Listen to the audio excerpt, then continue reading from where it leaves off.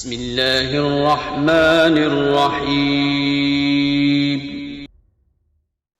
السلام علیکم ورحمۃ اللہ وبرکاتہ۔ اللہ تعالیٰ کی چند نعمتوں کا تذکرہ کر رہا ہوں۔ اللہ تعالیٰ کی یوں تو بے شمار اور ان گنت نعمتیں ہیں، لیکن چند بڑی بڑی نعمتوں کا یہاں ذکر ہو رہا ہے۔ وہ آسمان سے بقدر حاجت و ضرورت بارش برساتا ہے، نہ تو بہت زیادہ کہ زمین خراب ہو جائے اور پیداوار ختم ہو جائے، نہ بہت کم کہ پھل اناج وغیرہ پیدا ہی نہ ہو،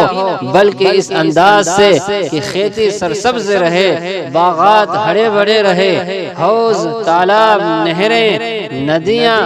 نالے دریا بہ نکلے، نہ پانی کی کمی ہو نہ پلانے کی، یہاں تک کہ جس جگہ بارش کی زیادہ ضرورت ہوتی ہے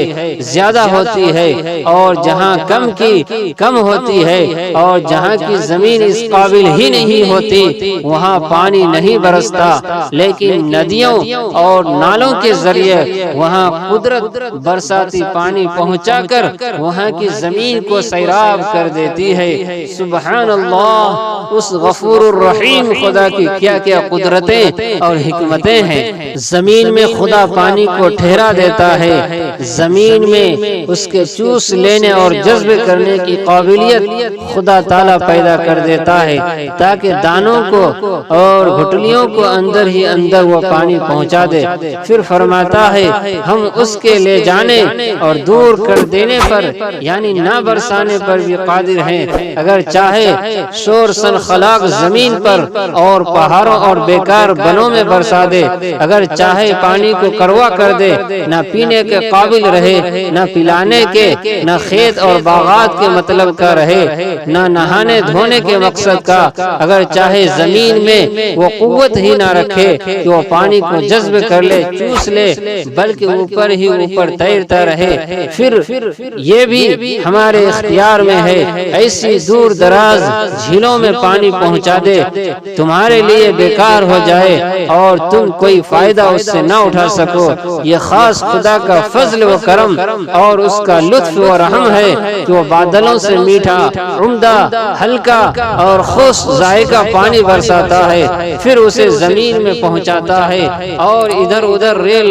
پیل کر دیتا ہے۔ کھیتیاں الگ پکتی ہے، باغات الگ تیار ہوتے ہیں، خود پیتے ہو، اپنے جانوروں کو پلاتے ہو، نہاتے دھوتے ہو، پاکیزگی اور ستھرائی حاصل کرتے ہو۔ الحمدللہ، آسمانی بارش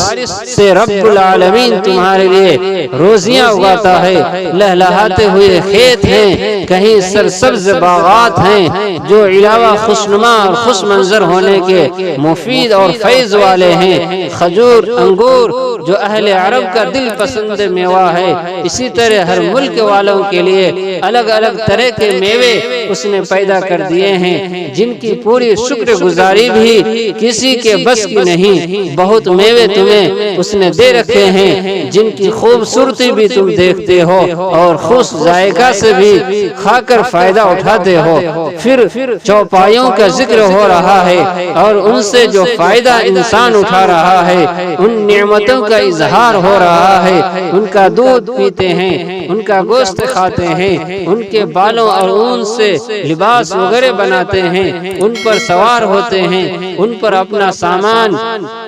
و اسباب لادتے ہیں اور دور دراز تک پہنچتے ہیں۔ اگر یہ نہ ہوتے وہاں تک پہنچنے میں جان آدھی رہ جاتی۔ بے شک اللہ تعالی بندوں پر مہربانی اور رحمت والا ہے، جیسے فرمان ہے اولم یروا انا خلقنا لهم، کیا وہ نہیں دیکھتے خود ہم نے انہیں چوپایوں کا مالک بنا رکھا ہے، یہ ان کے گوشت کھائیں، ان پر سواریاں لے، طرح طرح کے نفع حاصل کرے، کیا اب بھی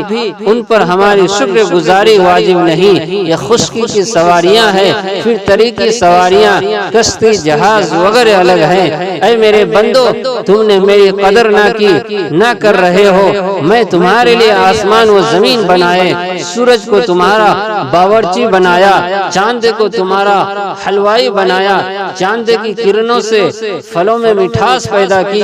زمین کو حکم دیا میرے بندوں کے لیے نکالتی راہ، اپنے پانی کو بھی، اپنے خزانوں کو بھی، اپنے دفینوں کو بھی، ہوا کو حکم دیا ٹھنڈی ہو کے بھی چل، گرم ہو کے بھی چل، آہستہ بھی چل، تیزی سے بھی چل، درختوں کو حکم دیا پھل نکالو، پرندوں کو حکم دیا ان کی ضروریات کا سامان مہیا کرو، گائے بھینسوں کو حکم دیا ان کو دودھ پلاؤ، گھوڑے خچر کو حکم دیا ان کے سامان اٹھا کے چلو، تم گائے کو سبز گھاس کھلاتے ہو، اندر خون بنتا ہے، سرخ گوبر بنتا ہے، پیلا گوبر بھی ناپاک، خون بھی ناپاک، پیلی سرخ گندگی کے درمیان سفید پاک دودھ کا کارخانہ اللہ ہی لگاتا ہے، سارے جہاں کو ہماری خدمت پر لگا دیا، ہم سے کہہ دیا کہ میری بھی مان لینا، جو کچھ دنیا میں جا کر مجھے مت بھول جانا۔